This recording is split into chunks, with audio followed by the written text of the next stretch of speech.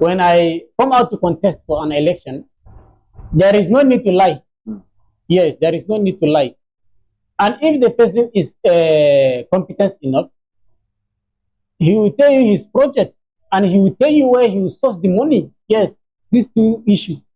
What are you going to do? From where are you going to get the money? That is where the lies comes from. You do 100 boreholes, 3 schools, which maybe is estimated 300 million. Where are you going to get the money? How much is your constituency allowance? Yes.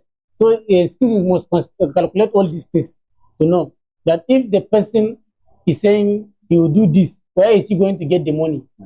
Is it possible? Based on his past record, can he do it? That's why I told you the other day, we'll consider your qualification. What did you study? Yes. After what you study, we'll consider again your character in the society. I've said earlier. Yes, your character. So we compare all these things. And we're having problem with aspirant. After somebody will win, they will take him to court. You see, he's losing there like this Abagire. Yeah. So even in this our discussion now, I'm calling on the youth to consider this place very vital. That if somebody wants to contest an election, he has to display his credential because it's constitutionally.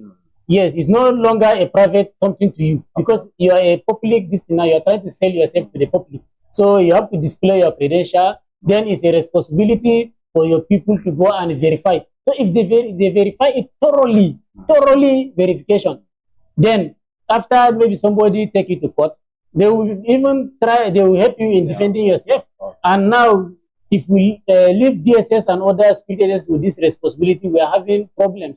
So it's part of what we are going to look. So by looking all these criteria, we can avoid this problem largely by considering the person very carefully, because the person that lies to you during campaign, he continue lying to you now. So, but if the person of good reputation in the society, he will not lie because of politics, because you are seeing his character already. That's why I told you the other day that character is not something that you can hide. Yes, a criminal is a criminal. If you're a criminal, people will know. If you're innocent, people will know. So you can't lie about this. So the problem is largely with the masses to follow the indices, to put any candidate to scrutiny to see whether this person can deliver. It's not the contestant. It's the role of the society to verify all these things. Yes, and by that I think we'll tackle this issue of lying. Okay. Yes. I often heard people said, if you want to make money, join politics. This politics, is it a place that when you go in, you make money, become a rich person, then come out, or a place where you serve people, provide service for the people? You see, it's because of the corruption, embezzlement, kleptocracy, Greek word. Yes, that is going in the public sector. Yeah. That's why people see it like a place where you make money one time, but it's not so. Yes, despite the fact that it's a high political office. Yes, there are high figures in the society, but you are there to serve people. Yeah. You are there to serve people. So if you see very rich politician, definitely you know what is going on. Yes, if not, you cannot tell me that your salary maybe is 2 million and you are driving car of 100 million, you have many properties around. No. That means that person involved in embezzlement. Yeah. Yes, corruption. So that narrative is very, very wrong. Yes. Is the abuse of the office that what make it look ugly or like that. That's why we are saying we are going to correct it. Yes, it's part of the major thing that we are going to correct it. If we select good leaders, we have mouth in the government. If you form our government free of cabals, they will work for us and we can investigate all their activities. There are many channels to investigate the activities of a government. Mandamus, you can compel government agency to do what he's supposed to do. Yes, you can sue him to compel that person. Yes, for instance, now if the citizens are watching government closely, if they give out contract There is time frame there. So if the time is approaching, the contract is not going in, leaders in the society can talk to that government that why is it this problem project is stopped, it's not going, or why are you doing this project below the agreement? Yes, it's the role of people to ask questions about that one. So if you see, we can tackle it. Let me tell you one something. Always I used to tell you the problem of Nigeria, largely I'm calling with loud voice on the youth of Nigeria. The problem of Nigeria can be solved through the masses, the youth, not people in government. When we are complaining of corruption now, it's the same INEGO, it's the same security agencies, it's the same cabals, it's the same people, and you are expecting them to correct? No. Yes, you cannot expect them to correct because they are the corrupt people already in the system. So it's late for us to compel them, because according to constitution, a majority rule in the society. Yes. And if we are the majority in the society, we can watch their activities closely. Even the issue of judiciary. Let us stop deceiving ourselves. The judiciary must be corrected before any other organ of government. Yes, because any case will finish there. You get the point?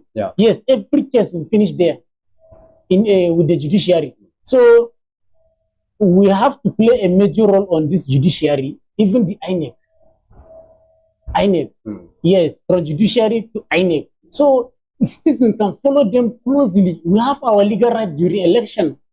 Yes, it's not the problem of technology or the system of election we are having in Nigeria. No, the problem and the system is accurate. There was no glitch record in 23 election. We have seen it. It's just the criminality in the system. Yes, so let us forget about the system or using of ballot box, and the computer is accurate. It can record everything. But the criminality, just controlling the system, those that put that system there, is what mass is supposed to work on and watch them closely. Yes, because all what we will be discussing here about youth in politics, we have the major work to do during election.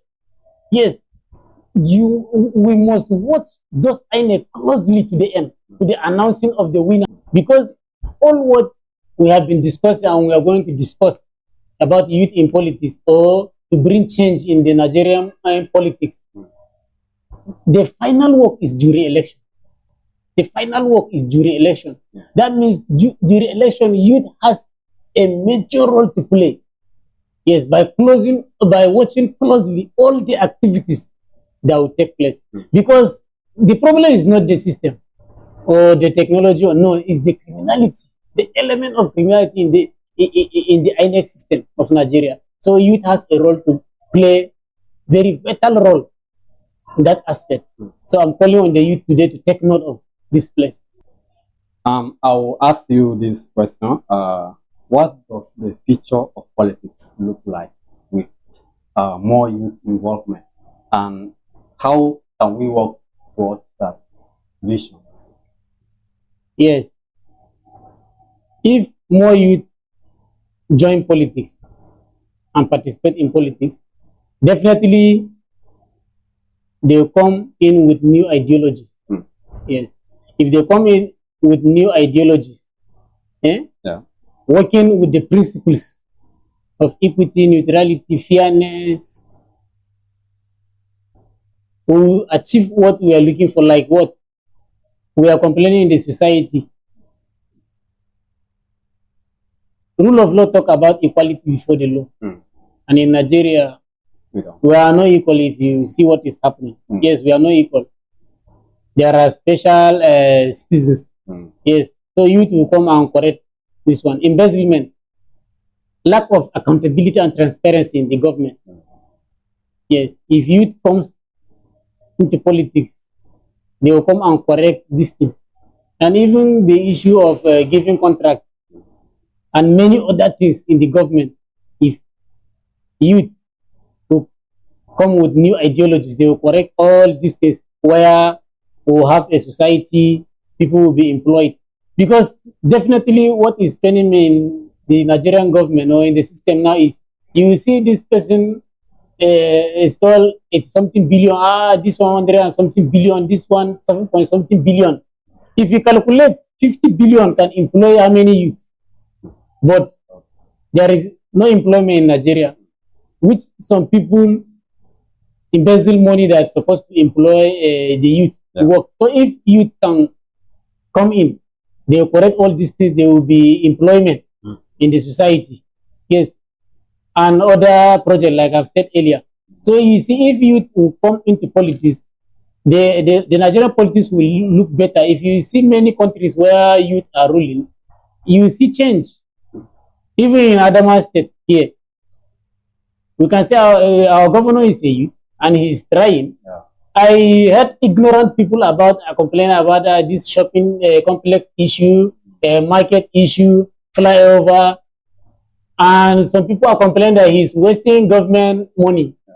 Yes, and I asked them this question that what of the previous government? Have they give you the money they refused to work for us with? No. They didn't give you. Yeah. And this government is setting a conducive environment, because the role of government in the society is to set an enabling environment for economic activities, not to empower people. I give the example.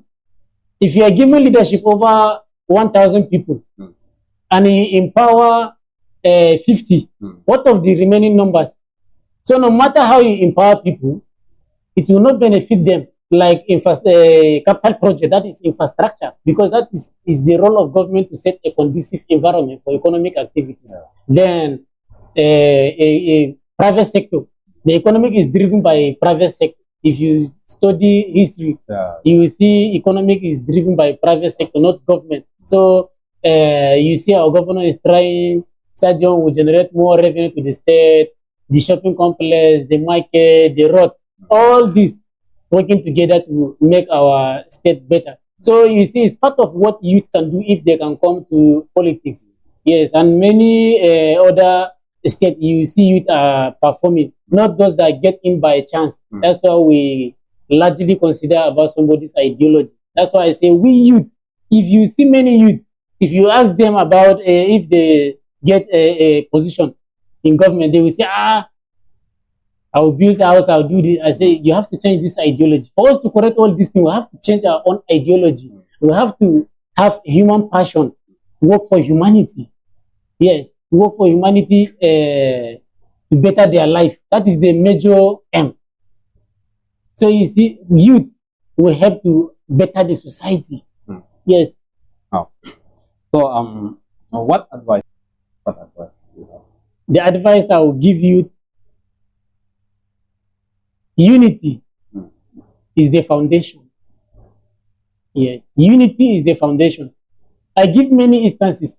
Now, if I say I'm a Christian, let me go for Christian candidate. We have been doing this all the time. What are the results? If you go to market, the same price Muslim will buy, the same price Christian will buy. If you go to park, you pay the same price. If you go many places to do any transaction in the bank, you offer the same treatment.